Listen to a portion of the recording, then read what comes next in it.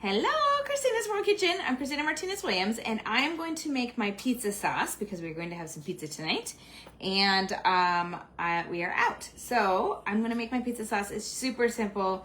You can make it ahead of time. You can store it in the fridge for a couple weeks, and it also is good for like 3 or 4 pizzas.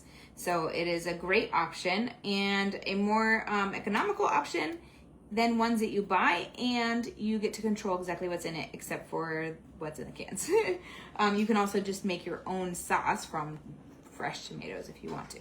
So this is 2 8-ounce cans of tomato sauce. I have 2 cans of tomato sauce, and the best option is going to be with like sodium free, which exists but not everywhere. So Aldi does not have sodium free tomato sauce, but that will be the best option. And then 1 6-ounce can of tomato paste, and I want to use my little guy here to get this out more easily and quickly. And this helps it make it thick, like pizza sauce, so that it's not so thin. And with my pizza sauce, it's great because you can use it as a marinara sauce too. All you have to do is add a little bit of water to your desired consistency, and you now have marinara sauce for spaghetti, for lots of things. So this is a very versatile recipe. Tell me where you're watching from in the comments. Like, share, heart this video.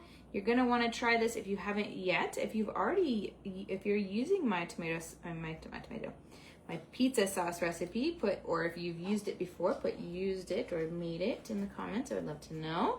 And whenever you share, it really does help grow the people who get to hear these recipes and see these recipes from me. So it really helps me to grow as well when you do that. So if you have gotten any value from what I have shared and from my recipes, then help me out by sharing the page. All right, now, I knew that was gonna fall over.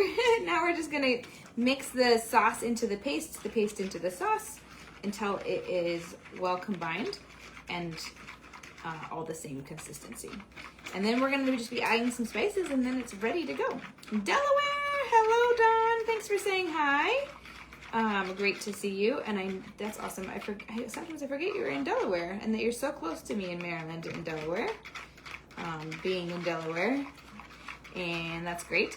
Here it has been another hot day, and we have gotten to watch Optimize You this morning. If you watched Optimize You and learn from our experts and doctors and scientists, it was amazing.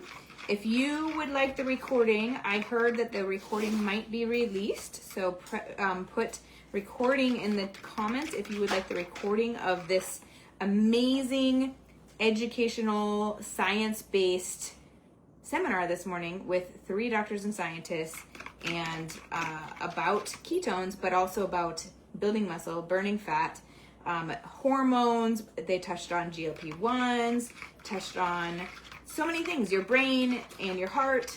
I mean, it was absolutely incredible and full of information. I just kept learning more and more all the time. I'm constantly learning, and I've been listening to these 3 for 8.5 years, and I'm still learning from them, which is amazing. There's studies that are published, like last week one of them said, which is crazy. The photobomber I don't know if he's going to make an appearance. He's about ready to head out, but he might, because he's looking extra special right now. Ah, here he is. The photobomber. Okay. Now we're going to add our spices. So we're going to add 1 teaspoon of oregano and 1 teaspoon of basil. I've got another one of these, but I'm like almost out of this one. It's crazy. It's such a big amount. But I use basil and oregano a lot. All right, right safe. 1 teaspoon of basil, 1 teaspoon of paprika,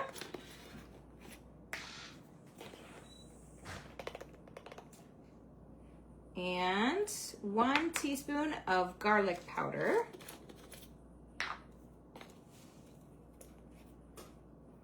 And then 1 teaspoon of allulose and monk fruit is what I usually use, but I just had to order some more and I am using stevia. So 1 teaspoon of allulose and monk fruit or erythritol stevia, any combination of those.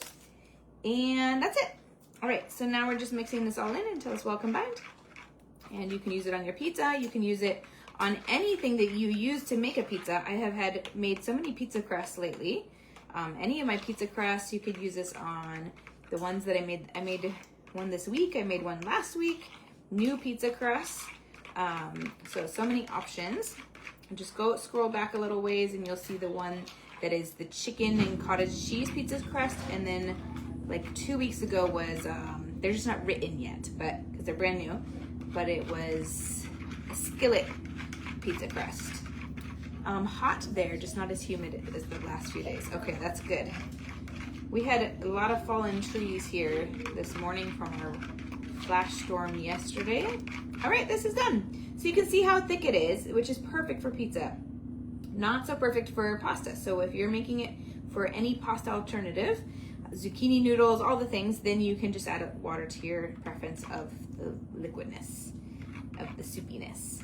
And that's it. Have a wonderful night from my house to your kitchen. Global flavors and healthy plates from around the world. Bye!